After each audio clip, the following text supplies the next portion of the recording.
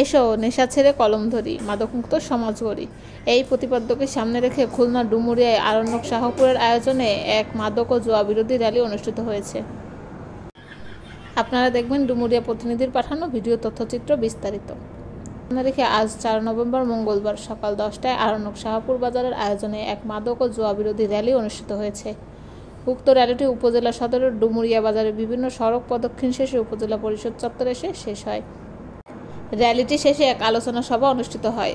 উক্ত সংগঠনটির আরণ্যকের সভাপতি মোহাম্মদ জিন্নাত আলীর সভাপতিত্বে ও জিল্লুর রহমান আকঞ্জির পরিচালনায় আলোচনা সভায় বক্তব্য রাখেন ডুমুরিয়া উপজেলা নির্বাহী অফিসার ভারপ্রাপ্ত সহকারী কমিশনার ভূমি অমিত কুমার বিশ্বাস, কৃষি অফিসার ইনসাদ ইবনে আমিন, উপজেলা যুব উন্নয়ন কর্মকর্তা এস.এম. কামরুজ্জামান, সমাজসেবা কর্মকর্তা সুব্রত বিশ্বাস, আরণ্যক সাধারণ সম্পাদক জাফর সাদেক, সোনাযুগ পরিচালক ও সাবেক পুলিশ কর্মকর্তা এ.এম. কামরুল ইসলাম, রুদাঘড়া ইউনিয়ন পরিষদের সাবেক চেয়ারম্যান জি.এম. আমানুল্লাহ, আরণ্যক উপদেষ্টা মহাসিন সহ আরও অনেকে।